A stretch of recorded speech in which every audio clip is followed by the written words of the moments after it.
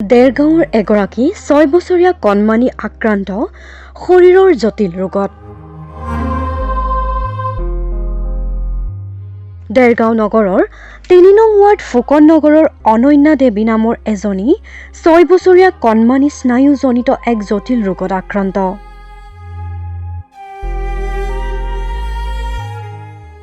দিন হাজিৰা কৰি পোহপাল দিয়া পৰিয়ালটোৱে চিকিৎসা কৰি সৰ্বশ্ৰান্ত হৈ পৰিছে। দিন হাজিৰা কৰা পিতৃ হাৰি গৈছে সন্তানৰ চিকিৎসা কৰি। চৰকাৰী কোনো আঁচনি সুবিধাও আজিলৈকে পোৱা নাই পৰিয়ালটোৱে। বিশেষকৈ অৰুণোদয় বা ৰেচন কাৰ্ডখনো আজিলৈকে পোৱা নাই।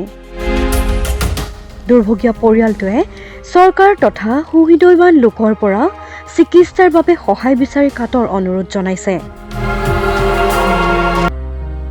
অকণমানিজনীৰ পিতৃ সঞ্জয় দেৱ শৰ্মা আৰু মাতৃ জোনমণি দেৱীয়ে।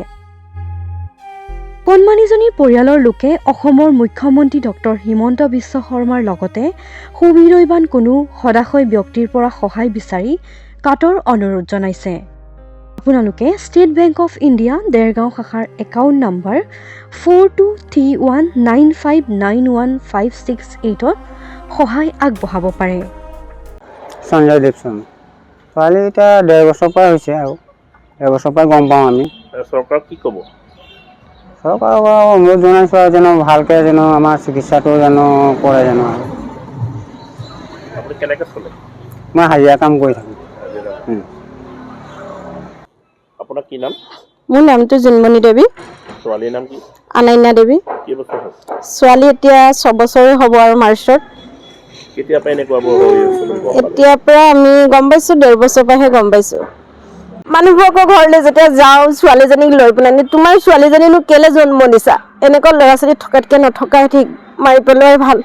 খালি অকণমান যদি কিবা কাপোৰ কানি অকণমান বেয়াকৈ তেতিয়া কয় তহঁতৰ কাপোৰ নাই নেকি, এনেকৈ কাপোৰ পিন্ধাই আনো যে বোলে লোকৰ কাপোৰ পিন্ধাই আনিছ নেকি, তেনেকুৱাও মানুহবোৰে মোক কেনেকৈ কথা কয়। আমিতো পিন্ধিব লাগিবই লোকৰ কাপোৰ কানি, কোনোবাই নিদিয়েহি নহয়। আজি কাৰোবাক 10 টকা বিচাৰিলেকে নিদিয়ে, কাপোৰ এযোৰ ছোৱালীজনীক দিব, কোনো নিদিয়ে। কেলে অফিচলৈ লৈ আহিব লাগে ছোৱালীজনী, নানিলেও হয় দেখোন বোলে। ইমান আমনি কৰিছে ছোৱালীজনী, তাই কি বুজি পায় আজিকালি সৰু ছোৱালীজনীয়ে। তাই মুতিবলৈ কওঁতেও মুতিবলৈ নাজানে, তেনেকুৱা ছোৱালীজনী কিয় এনেকৈ কয় বোলে। লৈ আহিব নালাগে, থৈ আহক বোলে।